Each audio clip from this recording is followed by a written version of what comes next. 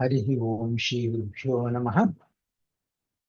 अभ्रमं भङ्गरहितम् अजडं विमलं सदा आनन्दतीर्थमतलं वदे तापत्रयापहं मिथ्यासिद्धान्तदुद्ध्वान्त विध्वंसनचक्ष्णः वेतीर्थाख्यतनिर्भासतां नो हृदम्बरे अत्तिकल्पकल्पोऽयं प्रत्यर्थिगतकेसरि व्यासतीर्थगुरुभूयाद् अस्मदिष्टार्थसिद्धये तपो विद्या विरक्त्यादि सद्गुणौघाकरानहं वादिराजगुरून् वन्दे हैग्रीवपदाश्रयान् पूज्य राघवेन्द्राय सत्यधर्मरताय च भजतां कल्पवृक्षाय नमतां कामधेनवे ध्रुवादिध्वान्तरवये वैष्णवेन्दीवरेन्दवे श्रीराघवेन्द्रगुरवे नमो अत्युदयाळवे आपादमौलिपर्यन्तं गुरूणामाप्तिं स्मरे तेन विघ्नाः प्रणश्यन्ति सिद्ध्यन्त मनोरथाः।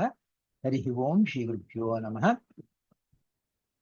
ಗುರುಗಳಾದಂತಹ ಶ್ರೀ ಶ್ರೀ ವಿದ್ಯಾಶೀಷತೀರ್ಥ ಶ್ರೀಪಾದಂಗಳವರಿಗೆ ಸಾಷ್ಟಾಂಗ ದಂಡ ಪ್ರಣಾಮಗಳು ಸಲ್ಲಿಸಿ ಶ್ರೀ ವ್ಯಾಸರಾಜ ಗುರು ಸಾರ್ವಭೌಮರ ಆರಾಧನಾ ಸಂದರ್ಭವಾಗಿ ಶ್ರೀ ವ್ಯಾಸರಾಜ ಗುರು ಸಾರ್ವಭೌಮರ ಮಾಹಾತ್ಮ್ಯದ ಬಗ್ಗೆ ಎಷ್ಟು ಹೇಳಿದರೂ ಸಾಲದು. ಆದರೂ ಅವರ ಸ್ಮರಣಾರ್ಥಕವಾಗಿ ಕೆಲವು ವಿಷಯಗಳು ಅವರ ಗ್ರಂಥಗಳ ಬಗ್ಗೆ ತಿಳಿಯಲು ಪ್ರಯತ್ನಿಸೋಣ. ಪ್ರಸಿದ್ಧವಾಗಿ ಇರುವ ಒಂದು ಶ್ಲೋಕ, ಶ್ರೀಮಧ್ವಃ ಕಲ್ಪವೃಕ್ಷಸ್ತು ಜಯಾರ್ಯಃ ಕಾಮಧುಕ್ ಸ್ಮೃತಃ ಚಿಂತಾಮಣಿಸ್ತು ವ್ಯಾಸಾರ್ಯೋ ಮುನಿತ್ರಯ ಮುದೀರಿತಂ ಅಂತ ಅರ್ಥ ಸ್ಫುಟವಾಗಿದೆ. ಆಚಾರ್ಯ ಮಧ್ವರನ್ನು ಕಲ್ಪವೃಕ್ಷದ ಜೊತೆಲಿ, ಶ್ರೀ ಜಯತೀರ್ಥರನ್ನು ಕಾಮಧೇನು ಜೊತೆಲಿ, ಶ್ರೀ ವ್ಯಾಸರಾಯರನ್ನು ಚಿಂತಾಮಣಿ ಜೊತೆಲಿ ಹೋಲಿಸಿ ಆ ಮುನಿತ್ರಯರಿಗೆ ಅವರಿಗೆ ವಂದನಗಳು ಸಂಭವಿಸುವಂತಹ ಒಂದು ಶ್ಲೋಕ ಅರ್ಥಸ್ಫುಟವಾಗಿದೆ. ಆದರೆ ಜನರಿಗೆ ಒಂದು ಸಂಶಯ ಬರುತ್ತೆ. ಕಲ್ಪವೃಕ್ಷ, ಕಾಮಧೇನು, ಚಿಂತಾಮಣಿಗಳು ಬೇಡಿದ್ದೆಲ್ಲವನ್ನು ಕೊಡುತ್ತೆ, ಆದರೆ ಈ ಮೂರು ಮಹಾಮುನಿಗಳು ಬೇಡಿದ್ದೆಲ್ಲವೂ ಕೊಡೋದಿಲ್ವಲ್ಲ, ಹೇಗೆ ಹೋಲಿಕೆ ಸರಿ ಅಂತ ಅನ್ಸುತ್ತೆ. ಏನು ಬೇಡಬೇಕೋ ಗೊತ್ತಿಲ್ಲದಿದ್ದರೆ ಅಥವಾ ಯಾವುದೋ ನಾವು ಬೇಡಿದಾಗ ಅದರಿಂದ ಎಷ್ಟೋ ಅನಿಷ್ಟಗಳು ಬಂದರೆ ಏನು ಗತಿ? ಆ ದಿವ್ಯ ವಸ್ತುಗಳ ವಿಷಯದಲ್ಲಿ ಎರಡು ತೊಂದರೆಗಳಿವೆ. ಅವಕ್ಕೆ ನಾವು ಶರಣಾದರೂ ನಾವು ಬೇಡದೇ ಇದ್ದರೆ ಅವು ಕೊಡುವುದಿಲ್ಲ. ನಮ್ಮ ಅಜ್ಞಾನದಿಂದಾಗಿ ನಾವು ಪ್ರಮಾದಕರ ಅಥವಾ ಹಾನಿಕರವಾದದ್ದನ್ನು ಬೇಡಿದರೂ ಅವೇ ನಮಗೆ ಬಂದು ಪ್ರಮಾದ ಅಥವಾ ಹಾನಿ ಆಗುವ ಪ್ರಸಂಗವಿದೆ. ಆದರೆ ಈ ಮುನಿತ್ರಯಕ್ಕೆ ಶರಣಾದಾಗ ನಮಗೆ ಹಿತವಾದದ್ದನ್ನು ಅನುಗ್ರಹಿಸಿ ಕ್ಷೇಮ ಮಾರ್ಗದಲ್ಲಿ ಕರೆದುಕೊಂಡು ಹೋಗುತ್ತಾರೆ. ಆದ್ದರಿಂದ ಅವರು ಆ ದಿವ್ಯ ವಸ್ತುಗಳಿಗಿಂತಲೂ ಹೆಚ್ಚು ವಾಂಛನೀಯರಾಗಿದ್ದಾರೆ. ಆ ಮುನಿತ್ರಯರ ಗ್ರಂಥಗಳೆಲ್ಲವೂ ಅರ್ಥಗಾಂಭೀರ್ಯವನ್ನು ಒಳಗೊಂಡು ಮಹಾಸಮುದ್ರಗಳೇ ಆಗಿದೆ. ಅವುಗಳ ಪರಿಚಯಾತ್ಮಕವಾದ ಪರಿಶೀಲನವೆಂದರೆ ಸಮುದ್ರಗಳಿಂದ ಬಿಂದುಗಳನ್ನು ಪಡೆಯುವುದಕ್ಕೆ ಮಾಡುವ ಒಂದು ಅಲ್ಪ ಪ್ರಯತ್ನವು ಅದು ಕೂಡ ದೊಡ್ಡ ಸಾಹಸವೇ. ಆದ್ರೆ ಪ್ರಸ್ತುತ ಚಿಂತಾಮಣಿಗಳಾದಂತಹ ಶ್ರೀ ವ್ಯಾಸರಾಜರ ಚಿಂತನೆ ಸ್ವಲ್ಪ ಮಾಡೋಣ. ಶ್ರೀ ವ್ಯಾಸರಾಜ ಯತಿಶ್ರೇಷ್ಠರು ಅನೇಕ ಗ್ರಂಥಗಳು, ಸ್ತೋತ್ರಗಳು, ಹಾಡುಗಳು ರಚಿಸಿದ್ದಾರೆ. ಅವುಗಳಲ್ಲಿ ಪ್ರಸಿದ್ಧವಾಗಿರುವಂತಹ ವ್ಯಾಸತ್ರಯ ಅಂತ ಪ್ರಸಿದ್ಧವಾಗಿರುವಂತಹ ಒಂದು 3 ಗ್ರಂಥಗಳ ಸ್ಥೂಲ ಪರಿಚಯ, ಒಂದು ರುಚಿ ನೋಡಲಿಕ್ಕೆ ಪ್ರಯತ್ನ ಮಾಡೋಣ. ಗುರುವಿನ ಸ್ತವನದಲ್ಲಿ ಅವರನ್ನು ಶ್ರೀ ವಾದೀಂದ್ರರು ಕೊಂಡಾಡಿದ್ದನ್ನು ಸ್ವಲ್ಪ ನೋಡಿ ಮುಂದುವರಿಯೋಣ. ಮಾಯಾತಂತ್ರಾಮರಾರಿಸ್ಮಯಮಪನಯತೋ ಮಧ್ವ ಸಿದ್ಧಾಂತ ನಾಮ್ನೋ ನೇತ್ರಾಣೀವ ತ್ರಯೋಪಿ ತ್ರಿಜಗತಿ ಹರೇರಿಂಧತೆ ಯತ್ ಪ್ರಬಂಧಾಃ ಯದ್ ವಾ ಅದ್ವೈತ ವಿದ್ಯಾಚಲ ಕುಲ ಕುಲಿಶ ಪ್ರೌಢಿ ಮಾಡೌಕತೆ ಸಹ ಶ್ರೇಯೋ ಭೂಯೋ ವಿದಧ್ಯಾತ್ ಸುಮಹಿತ ಮಹಿಮಾ ಸಂಪ್ರತಿ ವ್ಯಾಸರಾಜಃ ಅಂತೇಳಿ ಅನ್ವಯ. ಯತ್ ಪ್ರಬಂಧಾಃ ತ್ರಯೋ ಅಪಿ ಜಗತಿ ಮಾಯಾ ತಂತ್ರ ಅಮರ ಅರಿಸ್ಮಯಂ ಅಪನಯತಃ ಮಧ್ವ ಸಿದ್ಧಾಂತ ನಾಮ್ನಃ ನೃಹರೇಃ ನೇತ್ರಾಣಿ ಇವ ಇಂಧತೆ ಯತ್ ವಾಕ್ ಅದ್ವೈತ ವಿದ್ಯಾ ಅಚಲ ಕುಲ ಕುಲಿಶ ಪ್ರೌಢಿಂ ಅಢೌಕತೆ ಸುಮಹಿತ ಮಹಿಮಾ ಸಹ ವ್ಯಾಸರಾಜಃ ಸಂಪ್ರತಿ ಭೂಯೋ ಶ್ರೇಯೋ ವಿದಧ್ಯಾತ್. ಇದರ ಅರ್ಥ, ಯಾವ ಶ್ರೀ ವ್ಯಾಸರಾಜರ ತಾತ್ಪರ್ಯ ಚಂದ್ರಿಕಾ, ನ್ಯಾಯಾಮೃತ, ತರ್ಕತಾಂಡವ ಎಂಬ 3 ಪ್ರಬಂಧಗಳು, ಗ್ರಂಥಗಳು ಕೂಡ 3 ಲೋಕಗಳಲ್ಲಿ ಮಾಯಾವಾದ ಇಲ್ಲ ಅದ್ವೈತ ಸಿದ್ಧಾಂತವೆಂಬ ದೇವಶತ್ರು ಹಿರಣ್ಯಕಶಿಪುನ ಗರ್ವವನ್ನು ಮುರಿಯುವ ಮಧ್ವ ಸಿದ್ಧಾಂತವೆಂಬ ಶ್ರೀ ನರಸಿಂಹದೇವರ ಮೂರು ಕಣ್ಣುಗಳಂತೆ ಬೆಳಗುತ್ತಿವೆಯೋ, ಯಾರ ವಾಣಿಯು ಅದ್ವೈತದಲ್ಲಿ ಅಲ್ಲಾಡದ ಪ್ರಮೇಯಗಳೆಂಬ ಪರ್ವತ ಸಮೂಹವನ್ನು ಪುಡಿ ಮಾಡುವ ಸಾಮರ್ಥ್ಯವನ್ನು ಪಡೆದಿದೆಯೋ, ಅಂಥ ಮಹಿತ ಮಹಾ ಮಹಿಮ ಉಪೇತರಾಗಿರುವಂತಹ ಶ್ರೀ ವ್ಯಾಸರಾಜ ಗುರು ಸಾರ್ವಭೌಮರು ಈಗಲೇ ನಮಗೆಲ್ಲರಿಗೂ ಬಹಳವಾದ ಶ್ರೇಯಸ್ಸನ್ನು ಉಂಟು ಮಾಡಲಿ. ಅದರ ಅರ್ಥ, ಇಲ್ಲಿ ವೇದಗಳನ್ನು ದೇವತೆಗಳ ಜೊತೆಲಿ, ವೇದ ವಿರುದ್ಧವಾದ್ದರಿಂದ ಮಾಯಾವಾದವನ್ನು ಹಿರಣ್ಯ ಕಶಿಪುನ ಗರ್ವದ ಜೊತೆಲಿ, ಅದನ್ನು ಖಂಡಿಸಿದ ಮಧ್ವ ಸಿದ್ಧಾಂತವನ್ನು ನರಸಿಂಹದೇವರ ಜೊತೆಲಿ, ಆ ಪ್ರಮೇಯಗಳನ್ನು ಬೆಳಗಿಸುವ ಶ್ರೀ ವ್ಯಾಸರಾಜರ ತಾತ್ಪರ್ಯ ಚಂದ್ರಿಕಾ ನ್ಯಾಯಾಮೃತ ಕರ್ತಕಾಂಡವ ಎಂಬ ಮೂರು ಪ್ರಬಂಧಗಳು ನರಹರಿಯ ಮೂರು ಕಣ್ಣುಗಳ ಜೊತೆಲಿ ಅದ್ವೈತದಲ್ಲಿರುವ ವೇದ ವಿರುದ್ಧವಾದ ವಾದಗಳನ್ನು ಅಲ್ಲಾಡಿಸಲಾಗದ ಪರ್ವತಗಳ ಜೊತೆಲಿ ಶ್ರೀ ವ್ಯಾಸರಾಜರ ವಾಣಿಯನ್ನು ಅವುಗಳನ್ನು ಪುಡಿ ಮಾಡುವ ವಜ್ರಾಯುಧ ಜೊತೆಲಿ ಹೋಲಿಸಿದ್ದಾರೆ. ಇದು ಸಾರ್ಥಕ ಪ್ರಶಂಸಾಪೂರ್ವಕ ಪ್ರಾರ್ಥನೆ. ಇವು ಯಾವ ವ್ಯಕ್ತಿಗತ ಖಂಡನೆಯೂ ಅಲ್ಲ, ಅಲ್ಲಿರುವ ಕೆಲವು ವಿಷಯಗಳನ್ನು ಮಾತ್ರ ಖಂಡಿಸುವ ಚರ್ಚನೀಯಾಂಶಗಳು ಮಾತ್ರ.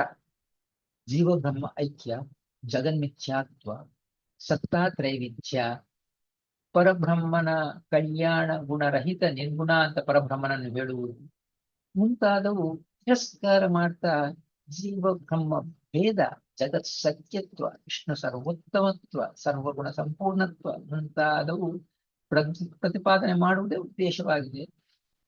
ಆ ಮೂರು ವ್ಯಾಸತ್ರಯವೆಂದು ಖ್ಯಾತಿಗೊಂಡ ಆ ಮೂರು ಗ್ರಂಥಗಳ ಮಧ್ಯ ಆ ಗ್ರಂಥಗಳು ನಮಗೆ ಮಧ್ವ ಸಿದ್ಧಾಂತಕ್ಕೆ ಮೂರು ಕೋಟೆಗಳಂತೆ ಇವೆ ಅಂತ ಹೇಳ್ತಾರೆ.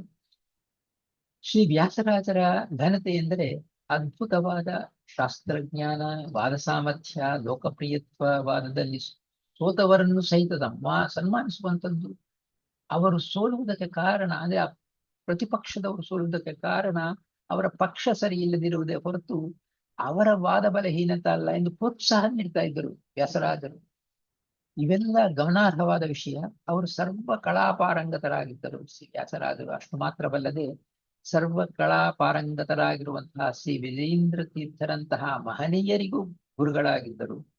ಅವರನ್ನು ದ್ವೈತಿಗಳು ಮಾತ್ರವಲ್ಲದೆ ನ್ಯಾಯ ಸಿದ್ಧಾಂತವರು, ವೈಶೇಷಿಕರು, ಮೀಮಾಂಸಕರು, ಅದ್ವೈತಿಗಳು, ಇನ್ನು ಇತರ ಸಿದ್ಧಾಂತದವರು ಸಹಿತ ಗೌರವಿಸುತ್ತಾ ಇದ್ರು.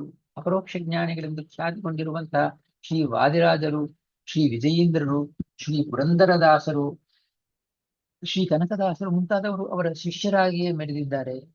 ಅವರಿಂದ ಸೋತಂತಹ ನ್ಯಾಯ ಸಿದ್ಧಾಂತದ ಪಕ್ಷಧರ ಮಿಶ್ರ ಆನಂದದಿಂದ ಹೇಳಿದ ಪ್ರಶಂಸಾ ವಚನ ಅಲ್ಲಿ ನೋಡಿ, ಯದಧೀತಂ ತದಧೀತಂ ಯದ್ ಅನಧೀತಂ ತದಪ್ಯಧೀತಂ ಪಕ್ಷಧರ ವಿಪಕ್ಷ ನಾವೈಕ್ಷಿ ವಿನಾ ನವೀನ ವ್ಯಾಸೇನ ಅಂತೇಳಿ ಅವ್ರು ಹೇಳ್ತಾರೆ. ನಾನು ಓದಿದ್ದನ್ನು ಶ್ರೀ ವ್ಯಾಸರು ಓದಿದ್ದಾರೆ, ನಾನು ಓದದ್ದನ್ನೂ ಅವರು ಓದಿದ್ದಾರೆ.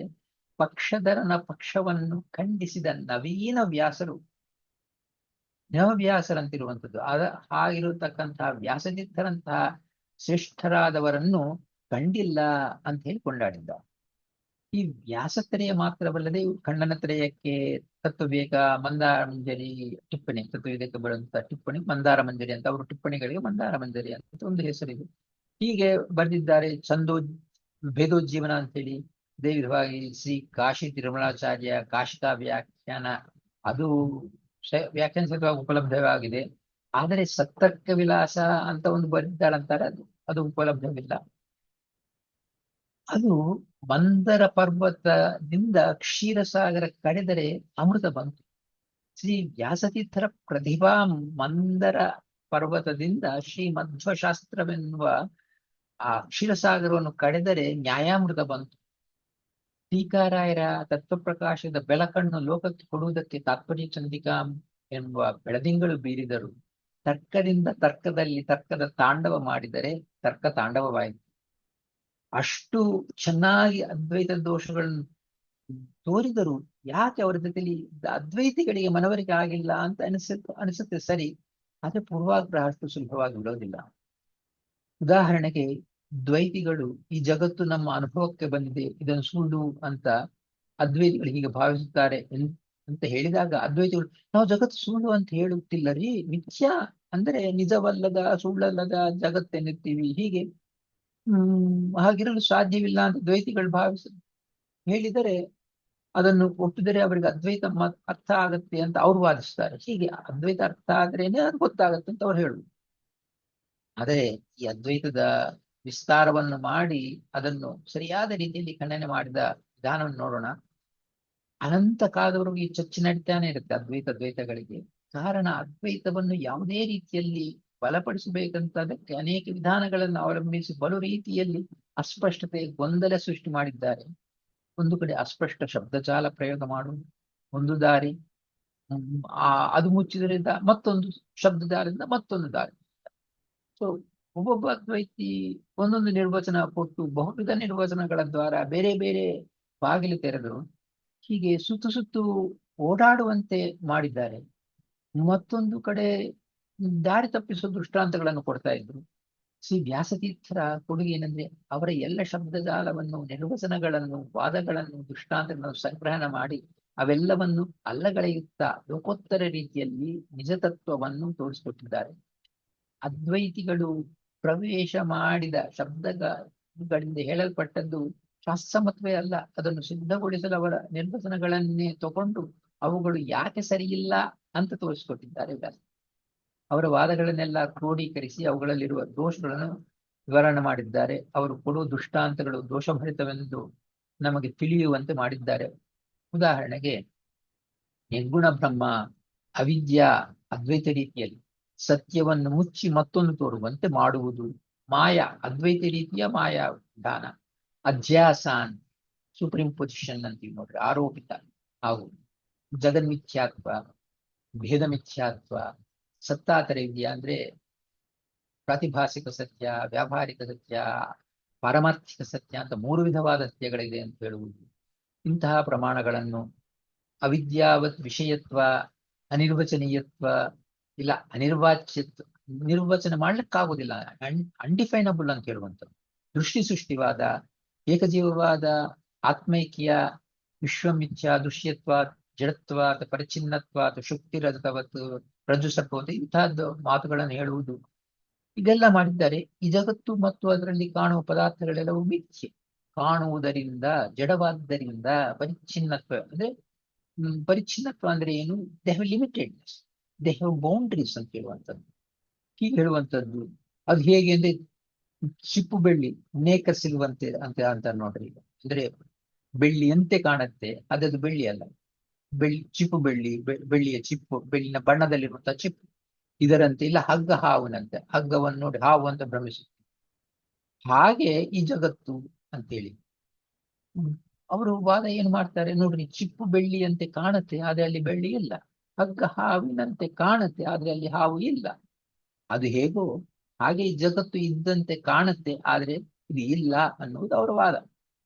ಆದರೆ ದೃಷ್ಟಾಂತದಿಂದ ಸಿದ್ಧಾಂತ ಮಾಡಲಾಗುವುದಿಲ್ಲ. ಯಾಕೆ ಅಂದ್ರೆ ನಾವು ನಮಗೆ ಬೇಕಾದ ದೃಷ್ಟಾಂತ ಕೊಡಬಹುದು. ವಿಶ್ವಂ ಸತ್ಯಂ ದೃಶ್ಯತ್ವಾತ್, ಜಡತ್ವಾತ್, ಪರಿಚ್ಛಿನ್ನತ್ವಾತ್, ಘಟವತ್, ಪಟವತ್, ಕುಡ್ಯವತ್, ಪುಸ್ತಕವತ್, ಕಂದುಕವತ್, ಹಸ್ತವತ್, ಪಾದವತ್, ಏನ್ ಬೇಕಾದ್ರೂ ಹೇಳ್ಬೋದು. ಈ ಜಗತ್ತು ಮತ್ತು ಅದರಲ್ಲಿ ನಮಗೆ ನೋಡಬಹುದಾದದ್ದು ಏನಂತ ಹೇಳಿದ್ರೆ ಅರ್ಥಕ್ರಿಯಾ ಸಾಮರ್ಥ್ಯ ಅಂತೀವಿ. ಇದಕ್ಕೊಂದು ಅರ್ಥವತ್ವ ಇದೆ, ಇದರಿಂದ ಕ್ರಿಯೆಗಳು ನಡೆಯುತ್ತೆ, ಇದಕ್ಕೊಂದು ಸಾಮರ್ಥ್ಯ ಇದೆ. ಇವು ಎಲ್ಲವೂ ಈ ಮಿಥ್ಯಾ ವಸ್ತುಗಳು ಅವರು ಹೇಳುವಂತದ್ದಲ್ಲ. ಆ ಮಿಥ್ಯಾ ವಸ್ತುಗಳ ಹಗ್ಗದಲ್ಲಿರುವ ಹಾವು ನಮ್ಮನ್ನು ಕಚ್ಚೋದಿಲ್ಲ. ಅದೇ ವಿಧವಾಗಿ ಆ ಚಿಪ್ಪಿನಲ್ಲಿ ಕಾಣುವ ಬೆಳ್ಳಿಯಿಂದ ನಾವು ಆಭರಣಗಳು ಮಾಡಕ್ ಆಗೋದಿಲ್ಲ. ಅದರಲ್ಲಿ ಅರ್ಥಕ್ರಿಯಾ ಸಾಮರ್ಥ್ಯ ಇಲ್ಲ ನಮ್ಮಲ್ಲಿ. ಆಗ ನಮ್ಮ ವ್ಯವಹಾರ ಸತ್ಯ ಅಂತ ಕರೆಯಲ್ಪಡುವ ವಸ್ತುಗಳಲ್ಲಿ ಅದಕ್ಕೆ ಅರ್ಥವತ್ವ ಇದೆ, ಕ್ರಿಯಾತ್ವ ಇದೆ, ಸಾಮರ್ಥ್ಯ ಇದೆ, ಅವು ಸತ್ಯವಾಗಿವೆ. ಕಾಣುವುದರಿಂದ, ಜಡವಾದ್ದರಿಂದ, ಪರಿಚ್ಛಿನ್ನತ್ವ ಇರುವುದರಿಂದ, ಅಂದ್ರೆ ಲಿಮಿಟೆಡ್ನೆಸ್ ಇದೆ ಅಂತ ಲಿಮಿಟೆಡ್ನೆಸ್ ಇದೆ. ಯಾಕಂದ್ರೆ ಸತ್ಯವಾಗಿದೆ. ಮಡಿಕೆಯಂತೆ, ಬಟ್ಟೆಯಂತೆ, ಗೋಡೆಯಂತೆ, ಪುಸ್ತಕದಂತೆ, ಚೆಂಡುನಂತೆ, ಕೈಯಂತೆ, ಕಾಲಿನಂತೆ ಇವೆಲ್ಲ ಸತ್ಯವಾದಂತೆ. ಈ ಜಗತ್ತು ಮಿಥ್ಯ ಅಂದ್ರೆ ಸುಳ್ಳೆ ಅಂತ ನಂಬುವವರು ಕೆಲವರಾದ್ರೆ, ಶಾಸ್ತ್ರರೀತ್ಯ ಹೋಗುತ್ತೀವಿ ಎನ್ನುವರು ಮಿಥ್ಯ ಅಂದ್ರೆ ಸುಳ್ಳಲ್ಲ, ಆದ್ರೆ ಬೇರೆ ಸುಳ್ಳುಕ್ಕಿಂತ ಬೇರೆಯಾದ, ಸತ್ಯಕ್ಕಿಂತ ಬೇರೆಯಾದ ಒಂದು ಲಕ್ಷಣ ಅಂತ ಹೇಳಿದ್ರು. ಅದಕ್ಕೆ ಮಿಥ್ಯಾ ಅಂತ ಯಾಕೆ ಕರೆದ್ರು ಗೊತ್ತಿಲ್ಲ. ಏನೋ ಒಂದು ವಿಚಿತ್ರವಾದ ಡೆಫಿನೇಷನ್ಸ್ ಎಲ್ಲ ಕೊಟ್ಟಿದ್ದಾರೆ. ಯಾಕೆಂದ್ರೆ ಇಡೀ ವೇದ, ಇತಿಹಾಸ, ಪುರಾಣ, ಪಂಚರಾತ್ರ ರಾಶಿಯಲ್ಲಿ ಎಲ್ಲಿ ಕೂಡ ಜಗತ್ತು ಮಿಥ್ಯಾ ಎಂದು ಸ್ಪಷ್ಟವಾಗಿ ತಿಳಿಸುವ ಒಂದು ವಾಕ್ಯವೂ ಇಲ್ಲ. ಆದರೂ ಅದ್ವೈತಿಗಳ ಮೂಲ ಸಿದ್ಧಾಂತ ಬ್ರಹ್ಮ ಸತ್ಯಂ ಜಗನ್ಮಿಥ್ಯಾ ಜೀವೋ ಬ್ರಹ್ಮ ಇವ ನಾಪರಃ. ನಿರ್ಗುಣ ನಿರಾಕಾರ ಬ್ರಹ್ಮ ಒಂದೇ ಪಾರಮಾರ್ಥಿಕ ಸತ್ಯ. ಸತ್ಯದಂತೆ ತೋರುವ ಈ ಜಗತ್ತು ವ್ಯಾವಹಾರಿಕ ಸತ್ಯ ಮಾತ್ರ ಎಂದರೆ ಪಾರಮಾರ್ಥಿಕವಾಗಿ ಇದು ಮಿಥ್ಯ. ಜೀವ ಬ್ರಹ್ಮನೇ ಆಗಿದ್ದಾನೆ, ಬೇರೆ ಅಲ್ಲ. ಇದೆಲ್ಲ ಅವ್ರ ವಾದ. ಅಂಥ ಮಿಥ್ಯೆ ಎಂದರೆ ಏನು ಹೇಳಬೇಕಲ್ಲವೇ? ಅದಕ್ಕೆ ಅನೇಕ ರೀತಿಯಲ್ಲಿ ಹೇಳ್ತಾರೆ, ಬೇರೆ ಬೇರೆ ನಿರೂಪಣೆಗಳು ಕೊಡ್ತಾರೆ. ಈ ಸತ್ ಎಂದರೆ ಮೂರು ಕಾಲಗಳಲ್ಲಿ ಇರುವಂಥದ್ದು. ತ್ರಿಕಾಲ ಅಬಾಧ್ಯತ್ವ ಎಂದು ಕರೆಯುತ್ತಾರೆ. ಅದು ನಿಜವಾಗಿ ನಿತ್ಯತ್ವದ ಎನ್ನುವ ವಚನ. ಬ್ರಹ್ಮ ಯಾವಾಗಲೂ ಇರುವುದರಿಂದ ಬ್ರಹ್ಮ ಸತ್ಯ ಆಯಿತು. ಎಲ್ಲಿಯೂ ಇಲ್ಲದೆ ಇರುವಂತವು ಅವು ಅಸತ್. ಅಂದರೆ ಮೊಲದ ಕೊಂಬು, ಗಗನ ಕುಸುಮಾನ್, ಆಕಾಶದ ಹೂ, ಇಲ್ಲ ಬಂಜೆಯ ಮಗ, ಇವೆಲ್ಲವೂ ಎಲ್ಲಿ ಇಲ್ಲದೆ ವಸ್ತುಗಳು, ಅವು ಎಲ್ಲ ಅಸತ್ತು. ಎರಡೂ ಆಗದೆ ಇರುವಂಥದ್ದು ಮಿಥ್ಯ. ಹೀಗೆ ಹೇಳುವುದರಿಂದ ಅನಿತ್ಯ ವಸ್ತುಗಳನ್ನು ಮಿಥ್ಯ ಎಂದು ಕರೆಯುವುದಕ್ಕೆ ತಾವೇ ಅವಕಾಶ ಕೊಟ್ಟುಕೊಂಡಂತೆ ಆಯ್ತಲ್ಲವೇ? ಸತ್ತು ಅಸತ್ತು ವಿವಿಕ್ತವಾದ ಒಂದು ವಸ್ತುವೇ ಇಲ್ಲ ಇದೇ ಅಂತ ಅವರು ವಾದ ಮಾಡ್ತಾರೆ. ಶುಕ್ತಿ ರಜತ ರಜ್ಜು ಸರ್ಪ ಹೇಳ್ತಾರೆ. ಅಲ್ಲಿ ಹಗ್ಗವನ್ನು ನೋಡಿ ಸರ್ಪವೆಂದು ಭ್ರಮಿಸುವುದು ನಿಜವಾದ ಸರ್ಪದ ಜ್ಞಾನ ಇದ್ದರೆ ಮಾತ್ರ. ಹಾಗೆ ಬ್ರಹ್ಮನನ್ನು ನೋಡಿ ಜಗತ್ತು ಎಂದು ಭ್ರಮಿಸಬೇಕಾದರೆ ಸತ್ಯವಾದ ಮತ್ತೊಂದು ಜಗತ್ತಿನ ಅರಿವಿರಬೇಕಲ್ಲವೇ? ಸತ್ಯ ಸತ್ಯ ಎರಡೂ ಆಗದೆ ಇರುವುದು ಸಾಧ್ಯವಿಲ್ಲವೆಂದು ನಾವು ಸಿದ್ಧಾಂತಗಳು ನಾವು ಹೇಳಿದರೆ ಅದು ಸಾಧ್ಯ ಅಂತ ಅವ್ರು ಹೇಳ್ತಾರೆ. ಅದಕ್ಕೆ ದೃಷ್ಟಾಂತಗಳನ್ನು ಕೊಡ್ತಾರೆ. ಹೀಗೆ ಒಂದು ದೃಷ್ಟಾಂತ ಕೊಡ್ತಾರೆ. ಗೋತ್ವ ಅದು ಸತ್ಯ ಅಂತ ಭಾವನೆ ಮಾಡಿದ್ರೆ, ಆಕಳು ಕೌನೆಸ್ ಅಂತ, ಕೌನೆಸ್ ಆಕಳಿಗೆಲ್ಲ ಕೌನೆಸ್ ಆಕಳಿನ ಕೌನೆಸ್ ಅಂತ ಒಂದು ನಾವು ವರ್ಣನೆ ಮಾಡುವುದು. ಆ ಗೋತ್ವವನ್ನು ಸತ್ಯ ಅಂತ ಭಾವನೆ ಮಾಡಿದ್ರೆ ಗೋತ್ವ ಇರುವಂತಹ ಗೋವುಗಳೆಲ್ಲವೂ ಸತ್ತಾಗತ್ತೆ.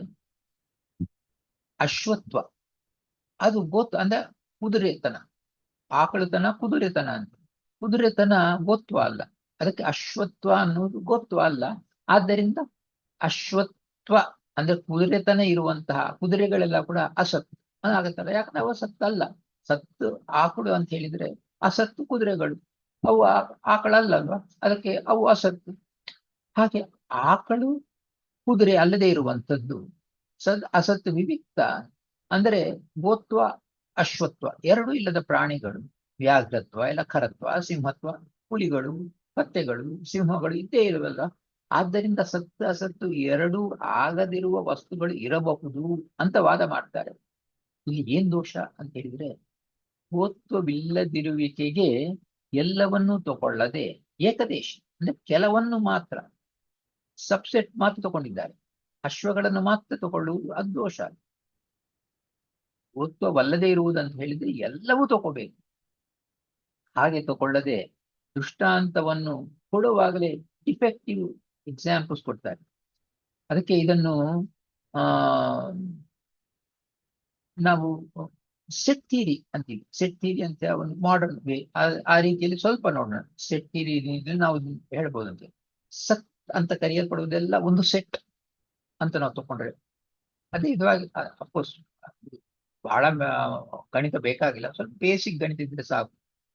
ಈ ಸತ್ ಅಂತ ಎಲ್ಲ ಕಡೆ ಒಂದು ಸೆಟ್ ಅಂತೇಳಿ ಅದು ತಗೊಂಡ್ರೆ ಅಸತ್ತೆಲ್ಲ ಕೂಡ ಮತ್ತು ಇನ್ನೊಂದು ಸೆಟ್ ಅಂತ ನೋಡಿದರೆ ಈ ಸತ್ ಸೆಟ್ಟಿನ ಕಾಂಪ್ಲಿಮೆಂಟೇ ಅಸತ್ ಆಗದು, ಅಸತ್ ಸೆಟ್ಟಿನ ಕಾಂಪ್ಲಿಮೆಂಟೇ ಸತ್ ಆಗದು. ಅಂದ್ರೆ ಈ ಸತ್ ಅಸತ್ ಅನ್ನುವುದು ಯೂನಿವರ್ಸಲ್ ಎರಡು ಸೇರಿದರೆ ಕಂಪ್ಲೀಟ್ ಅದೇ ಫುಲ್ ಆಗ್ಬಿಡುತ್ತೆ. ಆದ್ದರಿಂದ ಸತ್ತು ಅಸತ್ತು ಆಗದೇ ಇರುವುದು ಅಂತ ಹೇಳಲಿಕ್ಕೆ ಸಾಧ್ಯವಾಗುದಿಲ್ಲ. ಅವ್ರು ಅಸತ್ ತಗೊಂಡಾಗ ಆ ಸಬ್ಸೆಟ್ ಆಫ್ ಅಸತ್ ತಗೊಳ್ತಾರೆ ಹೊರತು ಪೂರ್ತಿ ಅಸತ್ ತಗೊಳ್ತಾ ಇಲ್ಲ. ಆದ್ದರಿಂದ ಅವರ ಆರ್ಗ್ಯುಮೆಂಟ್ಸ್ ರಾಂಗ್ ಟ್ರ್ಯಾಕ್ ನಲ್ಲಿ ಹೋಗ್ತಾ ಇದೆ. ನಾವು ಅದನ್ನು ಗಮನ ಮಾಡಬೇಕು. ನೈಯಾಯಿಕ ಇದು ಒಂದು ಈ ವಿಧವಾಗಿ ನ್ಯಾಯಾಮೃತದ ಒಂದು ಚಿಂತನೆ ಆದರೆ, ನಾವು ತರ್ಕ ತಾಂಡವ ಅದರಲ್ಲಿ ಏನು ಮಾಡಿದ ನ್ಯಾಯಾಮೃತದಲ್ಲಿ ಅದ್ವೈತ ಖಂಡನ ಮಾಡಿದರೆ ಜಗತ್ ಸತ್ಯತ್ವ ಪ್ರತಿಪಾದನೆ ಮಾಡಿದ್ದಾರೆ. ಜಗತ್ ಸತ್ಯತ್ವ ಪ್ರತಿಪಾದನೆ ಮಾಡಿದಾಗ ಏನಾಯಿತು ಅಂತ ಹೇಳಿದ್ರೆ, ನೈಯಾಯಿಕರಂತ ನೈಯಾಯಿಕರು ನ್ಯಾಯ ವೈಶೇಷಿಕ ದರ್ಶನದವರು ಅಷ್ಟೇ ಅಲ್ಲ, ನೈಯಾಯಿಕ ಮಾತ್ರ ಅಲ್ಲದೆ ಸಾಂಖ್ಯರು, ಮೀಮಾಂಸಕರು, ಯೋಗ ದರ್ಶನದವರು ಇವರೆಲ್ಲರೂ ಕೂಡ ವಾಸ್ತವಿಕವಾಗಿ ಅದ್ವೈತಕ್ಕಿಂತ ಬೇರೆ ಆದವರು ಎಲ್ಲರೂ ಕೂಡ ಜಗತ್ ಸತ್ಯತ್ವವನ್ನು ಒಪ್ಪುತ್ತಾರೆ. ಕೇವಲ ಅದ್ವೈತಗಳು ಮಾತ್ರ ಈ ಜಗತ್ ಮಿಥ್ಯಾತ್ವವನ್ನು ಹೇಳ್ತಾರೆ. ಈ ಜಗತ್ ಸತ್ಯತ್ವವನ್ನು ಒಪ್ಪಿದಂತಹ ಇವರು ನೈಯಾಯಿಕ ಜಗತ್ ಸತ್ಯತ್ವವನ್ನು ಒಪ್ಪಿದಾಗ ಅದ್ವೈತಿಗಳು ಅದನ್ನು ವಿರೋಧ ಮಾಡ್ತಾ ಇದ್ದಾರೆ ಮಿಥ್ಯಾವಾದದಿಂದ. ಆದ್ದರಿಂದ ನೈಯಾಯಿಕರಿಗೆ ಅದ್ವೈತಿಗಳಿಗೆ ಒಂದು ಡಿಸ್ಪ್ಯೂಟ್ ನಡೀತಾ ಇತ್ತು, ವಾದ ವಿವಾದ ನಡೀತಾ ಇತ್ತು. ಈ ನ್ಯಾಯಾಮೃತ ಗ್ರಂಥವನ್ನು ವ್ಯಾಸರಾಜರು ಮಾಡಿದಾಗ ಈ ಗ್ರಂಥದಿಂದ ತಮಗೆ ಬೆಂಬಲ ಬಂತು ಅಂತ ಕುಡಿದಾಡಿದ್ದಾರೆ ನೈಯಾಯಿಕರು. ಯಾಕಂದ್ರೆ ನಾವು ನೋಡಿ, ಜಗತ್ಸೆತ್ತದ್ದು ನಾವು ಹೇಳ್ತಾ ಇದ್ದೀವಿ, ಅದ್ವೈತಗಳು ನಮ್ಮ ಜೊತೆ ವಾದ ಮಾಡ್ತಾ ಇದ್ದರು, ಅದನ್ನು ಚೆನ್ನಾಗಿ ಜಗತ್ಸೆತ್ತದನ್ನು ಪ್ರತಿಪಾದನೆ ಮಾಡಿದ್ದಾರೆ ವ್ಯಾಸರಾಜರು ಅಂತ ಹೇಳಿ ಅವ್ರು ತುಂಬಾ ಖುಷಿ ಆಯಿತು. ನೈಯಾಯಿಕರಲ್ಲಿರುವಂತಹ ದೋಷಗಳನ್ನು ತರ್ಕತಾಂಡದಲ್ಲಿ ವ್ಯಾಸರಾಜರು ತೋರಿಸ, ಅಂದರೆ ಅವ್ರಿಗೆ ತಲೆ ಬಿಸಿ ಆಯ್ತು. ನಾವು ನೈಯಾಯಿಕರೆಲ್ಲ ನಮ್ಗೆ ವ್ಯಾಸರಾಜರ ಬೆಂಬಲ ಬಂತು ಬಂತು ಅಂತ ಅವ್ರು ಕುಣಿದಾಡಿದಾಗ, ಅವರಿಗೆ ಬೆಂಬಲ ಬಂತಂತ ಮೆರೆಸಿದಾಗ ವಿಮರ್ಶೆ, ತರ್ಕತಾಂಡವದ ಮೂಲಕವಾಗಿ ವಿಮರ್ಶೆ ಬಂತು.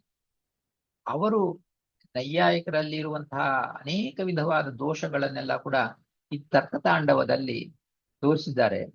ಸೊ ಈ ವಿಧವಾಗಿ ವಿಮರ್ಶೆ ಬರುವುದು ಅವರಿಗೆ ಹರ್ಷದಾಯಕವಾಗಲಿಲ್ಲ.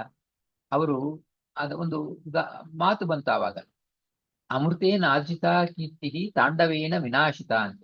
ಅಂದರೆ ಕೀರ್ತಿಯಲ್ಲಿ ಆ ನೈಯಾಯಿಕರಲ್ಲಿ ವ್ಯಾಸರಾಜರ ಕೀರ್ತಿ ಚೆನ್ನಾಗಿ ಹರಡುತ್ತೆ.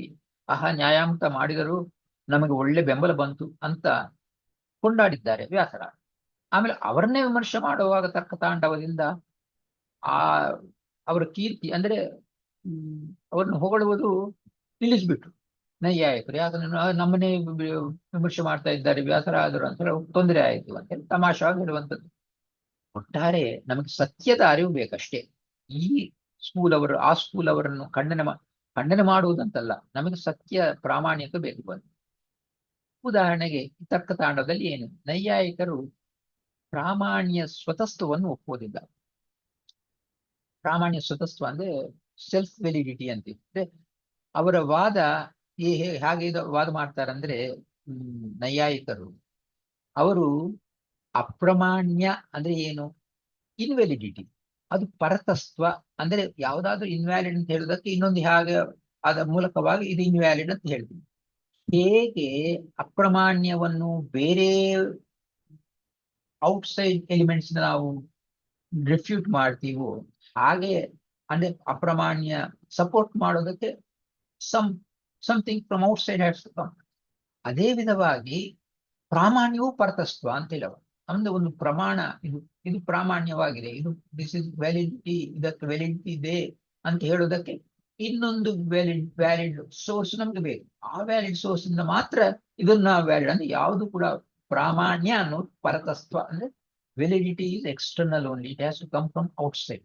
ಬೇರೆ ಕಡೆಯಿಂದ ಪ್ರಾಮಾಣ್ಯಕ್ಕೆ ಬೆಂಬಲ ಬರಬೇಕು, ಸಪೋರ್ಟ್. ಅಂದ್ರೆ ಇದು ಪ್ರಮಾಣ ಅಂತ ಹೇಳೋದಕ್ಕೆ ಇನ್ನೊಂದು ಪ್ರಮಾಣ ಬೇಕಾಗಿದೆ ಅನ್ನುವುದು ಅವರ ವಾದ. ಅದು ಈ ಶಬ್ದಗಳ ಅರ್ಥ ಏನಂದ್ರೆ ಪ್ರಾಮಾಣ್ಯ ಸ್ವತಸ್ವ ಅಂತ ಹೇಳಿದ್ರೆ ಸೆಲ್ಫ್ ವೆಲಿಡಿಟಿ, ಅಂದ್ರೆ ಒಂದು ಪ್ರಾಮಾಣ್ಯ ತೋರಿಸುವುದಕ್ಕೆ ಮತ್ತೊಂದು ಪ್ರಮಾಣ ಬೇಕಾಗಿದೆ ಅಂತ ಹೇಳಿದರೆ ಅದು ಸೆಲ್ಫ್ ವೆಲಿಡಿಟಿ ಇಲ್ಲ. ಸೆಲ್ಫ್ ವೆಲಿಡಿಟಿ ಇದೆ ಅಂತ ಹೇಳಿದ್ರೆ ಒಂದು ಪ್ರಾಮಾಣ್ಯಕ್ಕೆ ಅದು ಪ್ರಾಮಾಣ್ಯ ತೋರಿಸುವುದಕ್ಕೆ ಮತ್ತೊಂದು ಪ್ರಮಾಣ ಬೇಕಾಗಿಲ್ಲ. ಸೆಲ್ಫ್ ವ್ಯಾಲಿಡ್ ಅಂದ್ರೆ it's valid by it's self, ಅದಕ್ಕೆ ಇನ್ನೊಂದು ಪ್ರಮಾಣ ಬೇಕಾಗಿಲ್ಲ, ಅದಕ್ಕೆ ಸೆಲ್ಫ್ ವ್ಯಾಲಿಡಿಟಿ ಇಲ್ಲ. ಪ್ರಾಮಾಣ್ಯ ಸ್ವತಸ್ತ್ವ ಅಂತ ಹೇಳ್ತಾರೆ. ಪರತಸ್ತ್ವ ಅಂದ್ರೆ ಅದಕ್ಕೆ ಪ್ರಮಾಣ ಅಂತ ತೋರಿಸೋದಕ್ಕೆ ಮತ್ತೊಂದು ಪ್ರಮಾಣ ಬೇಕಾಗಿದೆ ಅನ್ನೋದು ಪ್ರಮಾಣ ಪರತಸ್ತ್ವ, ಬೇಕಾಗಿಲ್ಲ ಅಂತ ಹೇಳೋದು ಪ್ರಾಮಾಣ್ಯ ಸ್ವತಸ್ತ್ವ. ಸೊ ಪ್ರಾಮಾಣ್ಯ ಪರತಸ್ತ್ವ ಅಂತ ಹೇಳಿದ್ರೆ ಪ್ರಾಮಾಣ್ಯ ತೋರಿಸೋದಕ್ಕೆ ಮತ್ತೊಂದು ಬೇಕಾಗಿದೆ ಅಂತ ಅವರು. ಅಪ್ರಮಾಣ್ಯಕ್ಕೂ ಪರತಸ್ತ್ವ ಒಂದು ಬಾಹ್ಯ ಕಾರಣದಿಂದ ಅದ ಪ್ರಮಾಣ ಅಂತ ಹೇಗಾಗುತ್ತೋ ಹಾಗೆ ಪ್ರಾಮಾಣ್ಯಕ್ಕೂ ಒಂದು ಬಾಹ್ಯ ಕಾರಣ ಬೇಕು, ಇನ್ನೊಂದು ಬೇಕು ಅಂತ ಹೇಳ್ಬೋದು. ಆದ್ರೆ ನಾವು ಸಿದ್ಧಾಂತ ರೀತ್ಯ ಯಾವುದು ಅಂತ ಹೇಳಿದ್ರೆ ಸಿದ್ಧಾಂತನಿಂದವಾಗಿ ನಾವು ವ್ಯಾಸರಾಜರು ಅದನ್ನು ವಿಸ್ತಾರ ಮಾಡಿ ತೋರಿಸಿಕೊಡ್ತಾರೆ. ಸಿದ್ಧಾಂತ ಏನಂತ ಹೇಳಿದ್ರೆ ಪ್ರಾಮಾಣ್ಯ ಅನ್ನೋದು ಸ್ವತಸ್ತ್ವ. ಇದು ವಿಶುದ್ಧತ್ವ ನಿರ್ಣಯದಲ್ಲಿ ಆಚಾರ್ಯರು ತೋರಿಸ್ಬಿಟ್ಟಿದ್ದಾರೆ. ಅಲ್ಲಿ ಆಚಾರ್ಯರು ಹೇಳಿದ್ದನ್ನು ಬಹಳ ವಿಸ್ತಾರವಾಗಿ ವ್ಯಾಸರಾಜರು ಹೇಳ್ತಾರೆ. ಇಲ್ಲಿ ಪ್ರಾಮಾಣ್ಯ ಸ್ವತಸ್ತ್ವ ಅಂತ ಹೇಳಿದರೆ ಅಪ್ರಮಾಣ್ಯ ಯಾವಾಗಲೂ ಸಿದ್ಧಾಂತದಲ್ಲಿ ಪ್ರಾಮಾಣ್ಯಕ್ಕೆ ಸ್ವತಸ್ತ್ವನೇ ಇರಬೇಕು, ಅದು ಪರತಸ್ತ್ವ ಅಲ್ಲ. ಅಪ್ರಮಾಣ್ಯ ಪರತಸ್ತ್ವವೇ, ಅದು ಸ್ವತಸ್ತ್ವ ಅಲ್ಲ. ಅಪ್ರಮಾಣ್ಯ ಅನ್ನೋದು ಯಾವ್ದಾದ್ರು ಪ್ರಮಾಣ ಅಲ್ಲ ಅನ್ಬೇಕಂದ್ರೆ you have show some external element factor, ಅದರಿಂದ ಇದು ಅಪ್ರಮಾಣ ಅಂತ ಹೇಳ್ತೀವಿ. ಆದ್ರೆ ಪ್ರಾಮಾಣ್ಯ ಅನ್ನುವುದು ಅದು ಸಾಕ್ಷ್ಯಾನುಭವಕ್ಕೆ ಗೋಚರವಾದ. ಅದಕ್ಕೆ ಮತ್ತೊಂದು ಬೇಕಾಗಿದೆ. ಯಾವುದು ಸಾಕ್ಷಿ ಅನುಭವಕ್ಕೆ ಗೋಚರವಾಗಿದೆಯೋ ಅದು ಪ್ರಾಮಾಣ್ಯ ಸುತಸ್ಥವಾಗಿದೆ. ಆದ್ದರಿಂದ ಅದಕ್ಕೆ ಇನ್ನೊಂದು ಪ್ರಮಾಣ ಬೇಕಾಗಿಲ್ಲ. ಒಂದು ಅಷ್ಟೇ ಅಲ್ಲದೆ, ಇಲ್ಲರಿ ಇನ್ನೊಂದ್ಸಾರಿ ಬೇಕಾಗಿರುತ್ತೆ ಅಂತ ಯಾರಾದ್ರೂ ಅನ್ಕೊಂಡ್ರೆ, ಸಿಂಪಲ್ ಆರ್ಗ್ಯುಮೆಂಟ್ ಏನಂತ ಹೇಳಿದ್ರೆ, ಒಂದು ಪ್ರಮಾಣ ಸಿದ್ಧವಾಗೋದಕ್ಕೆ ಮತ್ತೊಂದು ಪ್ರಮಾಣ ಬೇಕು ಅನ್ನೋದು ಬೇಸ್ ಸ್ಟೇಟ್ಮೆಂಟ್ ಆದರೆ, ಹಾಗೆ ಬೇಕು ಅಂತ ಹೇಳಿದರೆ ಆ ಪ್ರಮಾಣ ಸಿದ್ಧವಾಗೋದಕ್ಕೆ ಮತ್ತೊಂದು ಬೇಕು, ಮತ್ತು ಅದು ಸಿದ್ಧ ಆಗೋದಕ್ಕೆ ಮತ್ತೊಂದು ಬೇಕು ಪ್ರಮಾಣ. ಹೀಗೆ ಪ್ರಮಾಣಕ್ಕೆ ಅದು ಸ್ವತತ್ವ ಇಲ್ಲ, ಬೇರೆದು ಬೇಕಾಗಿದೆ ಅಂತ ಹೇಳಿದ್ರೆ ಅದು ಹೋಗ್ತಾನೆ ಇರುತ್ತೆ. ಇನ್ಫೈನೈಟ್ ರಿಗ್ರೆಸ್ ಅಂತೀವಿ ಇದಕ್ಕೆ. ಇನ್ಫೈನೈಟ್ ರಿಗ್ರೆಸ್ ಅಂತ ಹೇಳಿದ್ರೆ ಕೊನೆಗಾಣದ ಇದು. ಸೊ ಇದು ಪ್ರಮಾಣ, ಇದು ಆಗಕ್ಕೆ ಇನ್ನೊಂದು ಪ್ರಮಾಣ ಬೇಕು, ಅದು ಬೇಕಾದಕ್ಕೆ ಇನ್ನೊಂದು ಪ್ರಮಾಣ ಬೇಕು, ಹೀಗೆ ಹೋಗ್ತಾ ಇರುತ್ತೆ. ಆದ್ದರಿಂದ ದೊಡ್ಡ ಪ್ರಾಬ್ಲಮ್ ಬರುತ್ತೆ, ಅನವಸ್ಥಾ ದೋಷ ಅಂತೀವಿ. ಅದು ಬರಬಾರದು ಅಂತ ಹೇಳಿದ್ರೆ ನ್ಯಾಚುರಲ್ ಆಗಿ ಪ್ರಾಮಾಣ್ಯ ಸ್ವತಃವನ್ನು ಒಪ್ಪಲೇಬೇಕು ಅಂತ ಹೇಳಿದ್ರೆ. ಅದೇ ಅಪ್ರಮಾಣ್ಯಕ್ಕೆ ಆ ದೋಷ ಇರೋದಿಲ್ಲ. ಅಪ್ರಮಾಣ್ಯಕ್ಕೆ ಇದು ಅಪ್ರಮಾಣ ಹೇಳೋದಕ್ಕೆ ಮತ್ತೊಂದು ತಗೊಂಡು ಅದಪ್ರಮಾಣ ಮತ್ತೊಂದು ಪ್ರಶ್ನೆ ಬರುವುದಿಲ್ಲ. ಯಾಕೆ ಅಂದ್ರೆ ಆ ದೋಷ ಅಲ್ಲಿಲ್ಲ. ನಮಗೆ ಒಂದು ಬಾಧೆ, ಡಿಫಿಕಲ್ಟಿ ಬಂತು, ಡಿಫಿಕಲ್ಟಿ ಬಂದಿದ್ದು ಅಪ್ರಮಾಣ್ಯ ಅಷ್ಟೇ. ಅಪ್ರಮಾಣ್ಯಕ್ಕೆ ಪರತತ್ವದಿಂದ ಅಂದ್ರೆ ಬೇರೆ ಒಂದು ಎಕ್ಸ್ಟರ್ನಲ್ ಡಿಫಿಕಲ್ಟ್ ಸಿಚುಯೇಷನ್ ಬಂದ್ರೆ, ನೋಡ್ರಿ ಇದು ಈ ಪ್ರಾಬ್ಲಮ್ ಇದೆ, ಆದ್ದರಿಂದ ಅಪ್ರಮಾಣ ಅಷ್ಟೇ. ಸೊ ಅಪ್ರಮಾಣ ಅನ್ನೋದಕ್ಕೆ ಈ ಇನ್ಫೈನೈಟ್ ಲೂಪ್ ಅನ್ನೋ ಪ್ರಸಕ್ತಿ ಬರೋದಿಲ್ಲ. ಅದು ನಾವು ಚಿಂತನೆ ಮಾಡಬೇಕು. ಇಲ್ಲ ಹೀಗೆ ಅವರು ವಾದ ಮಾಡ್ತಾರೆ. ಇನ್ನೊಂದು ತರ್ಕತಾಂಡವದಲ್ಲಿ ಹೇಳುವಂಥದ್ದು, ಅವರ ನೈಯಾಯಿಕರ ದೃಷ್ಟಿ ಏನಂದ್ರೆ, ಕೇವಲ ಅನುಮಾನದಿಂದ, ಲಾಜಿಕಲ್ ಕನ್ಕ್ಲೂಷನ್, ಅದರಿಂದಲ ದೇವರ ಅಸ್ತಿತ್ವವನ್ನು ನಾವು ಸಾಧಿಸಬಹುದು.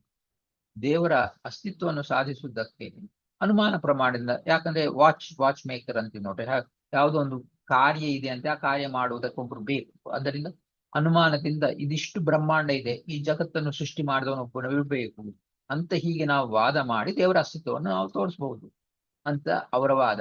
ಆದ್ರೆ ನಮ್ಮ ಸಿದ್ಧಾಂತ ಆಚಾರ್ಯರು, ಮಧ್ವಾಚಾರ್ಯರು ವಿಷ್ಣು ತತ್ವ ಸದಾಗಮೈಕ ವಿಜ್ಞೇಯಂ ಸಮತೀತ ಅಕ್ಷರಾಕ್ಷರಂ ಹೀಗೆ ಹೇಳ್ತಾರೆ. ಪರಮಾತ್ಮ ಸದ್ ಆಗಮಗಳಿಂದ ಮಾತ್ರ ನಮಗೆ ತಿಳಿಯಲ್ಪಡುತ್ತಾನೆ. ಪರಮಾತ್ಮನನ್ನು ತಿಳಿಯುವುದಕ್ಕೆ ಅನುಮಾನ ಪ್ರಮಾಣದಿಂದ, ತರ್ಕದಿಂದ ಮಾಡಕ್ಕಾಗೋದಿಲ್ಲ. ಉದಾಹರಣೆಗೆ ಇದೆಲ್ಲ ಸೃಷ್ಟಿ ಮಾಡಿದಕ್ಕೆ ಈ ಸೃಷ್ಟಿಕರ್ತ ಒಬ್ಬನಿರಬೇಕು ಅಂತ ವಾದ ಮಾಡಿದರೆ ಮತ್ತು ಪ್ರಶ್ನೆ ಬರುತ್ತೆ, ಒಬ್ಬರೇ ಸೃಷ್ಟಿಕರ್ತ ಇದ್ದಾರಂತ ನೀವು ಹಾಗೆ ಹೇಳ್ತೀವಿ. ಒಂದು ಮನೆ ನಮ್ಮ ಕಟ್ಟಬೇಕಂದ್ರೆ 100 ಜನ ಬಂದು ಕಟ್ತಾರೆ ಮನೆ. ಹಾಗೆ ಇಷ್ಟು ಬ್ರಹ್ಮಾಂಡವನ್ನು ಸೃಷ್ಟಿ ಮಾಡ್ಬೇಕಂದ್ರೆ ಒಬ್ಬನೇ ವ್ಯಕ್ತಿ ಮಾಡಿದ್ದಾರಂತೇಳಿ ಹೇಗೆ ಸಿದ್ಧ ಮಾಡ್ಲಿಕ್ಕಾಗತ್ತೆ? ಅನೇಕ ಮಂದಿ ಮಾಡಿರಬಹುದು.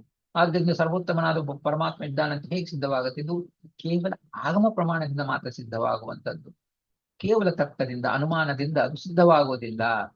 ಈ ವಿಧವಾಗಿ ಅವರು ಮಾಡುವ ಅನೇಕ ಅವರಲ್ಲಿ ಬರುವಂತಹ ಲಾಜಿಕಲ್ ಫ್ಲಾಸ್ ಏನೇನಿದೋ ಅದೆಲ್ಲವನ್ನು ಕೂಡ ತರ್ಕತಾಂಡವದಲ್ಲಿ ವ್ಯಾಸರಾದರು ತೋರಿಸಿಕೊಟ್ಟು ಅವರ ವಾದಗಳನ್ನು ಮೆನೆ ಮಾಡಿದ್ದಾರೆ. ಆಮೇಲೆ ನಿಮ್ಗೆಲ್ಲರಿಗೂ ತಿಳಿದಂತೆ ಶ್ರೀ ಮಧ್ವಾಚಾರ್ಯರು ನಮ್ಮ ಸೂತ್ರಗಳಿಗೆ ಭಾಷ್ಯವನ್ನು ರಚನೆ ಮಾಡಿದ್ದಾರೆ. ಸೂತ್ರ ಭಾಷ್ಯ, ಅದರ ವ್ಯಾಖ್ಯಾನ ರೂಪವಾಗಿರುವಂಥದ್ದು ಶ್ರೀ ಟೀಕಾರಾಯರು ಮಾಡಿರುವಂತಹ ತತ್ವಪ್ರಕಾಶ. ಆ ಟೀಕಾರಾಯರು ಮಾಡಿದ ತತ್ವಪ್ರಕಾಶಕವನ್ನು ವಿಸ್ತಾರವಾಗಿ ವ್ಯಾಖ್ಯಾನ ಮಾಡಿದ್ದಾರೆ. ಅದರ ವ್ಯಾಖ್ಯಾನ ರೂಪವಾಗಿರುವಂಥದ್ದು ತಾತ್ಪರ್ಯ ಚಂದಿಕಾ ಇಲ್ಲ ತಾತ್ಪರ್ಯ ಚಂದಿಕಾ ಅಂತ ಕರೀತಾರೆ.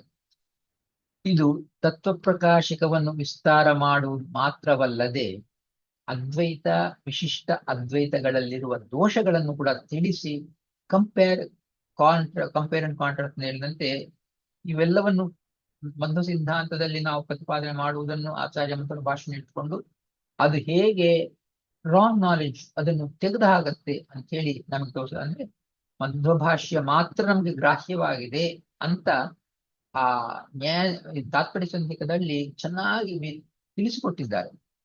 ಇದು ಯಾರ ಹೆಸರನ್ನು ಹೇಳೋದಿಲ್ಲ.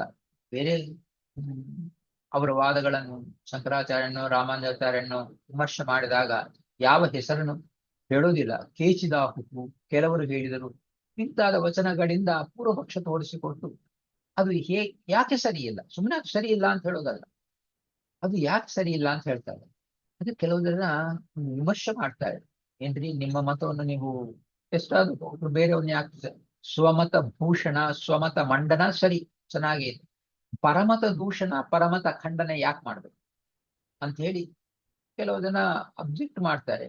ಆದರೆ ಈಶಾವಾಸ್ಯೋಪನಿಷತ್ತಲ್ಲಿ ಬರುವಂತಹ ಒಂದು ಮಾತಿದೆ, ಅಂಧಂ ನಮ ಪ್ರವಿಶಂತೆಯೇ ಅವಿದ್ಯಾಮುಪಾಸತೆ ತಥೋ ಭೂರಿಯವತೆ ತಮೋ ಯ ಉ ವಿದ್ಯಾಯಾಂ ರತಾಃ ಅಂದ್ರೆ ಈ ಉಪಾಸನ ಅಂತೇಳಿ ಸರಿಯಾದ ಜ್ಞಾನವನ್ನು ಪಡೆಯಬೇಕು, ಅದನ್ನು ಸ್ತೋತ್ರ ಮಾಡಬೇಕು, ಹೊಗಳ್ಬೇಕು, ಎಲ್ಲ ಚೆನ್ನಾಗಿದೆ. ಆದ್ರೆ ಅಷ್ಟು ಮಾತ್ರವೇ ಮಾಡಿ ಅವಿದ್ಯೆ ಖಂಡನೆ ಮಾಡೋದಿಲ್ಲ ಅಂತ ಹೇಳಿದರೆ ಅದು ತಪ್ಪು ಜ್ಞಾನ. ಅವಿದ್ಯೆಯನ್ನು ಉಪಾಸನೆ ಮಾಡುವವರು ಅನಂತ ತಮಸ್ಸಿಗೆ ಹೋದರೆ ತತ್ವಜ್ಞಾನವನ್ನು ಮಾತ್ರ ಇಟ್ಟುಕೊಂಡು, ಸರಿಯಾದ ಜ್ಞಾನವನ್ನು ಮಾತ್ರ ಇಟ್ಟುಕೊಂಡು ಆ ತಪ್ಪು ಜ್ಞಾನದ ಅರಿವೇ ಇಲ್ಲದೆ ಇದ್ದರೆ ಅಂಥವ್ರು ಇನ್ನೂ ಅಂಧನ್ ತಮಸ್ಸೆ ಹೋಗ್ತಾರೆ. ಅದು ಯಾಕ್ರಿ? ಅವಿದ್ಯೆ ಉಪಾಸನೆ ಮಾಡೋರು ಅಂಧ ತಮಸ್ಸೆ ಹೋಗ್ತಾರೆ. ಆದ್ರೆ ಸರಿಯಾದ ತತ್ವಜ್ಞಾನ ಇಟ್ಟುಕೊಂಡವರು ಅವ್ರು ಬೆಟರ್ ಆಫ್ ಇರಬೇಕಲ್ವ.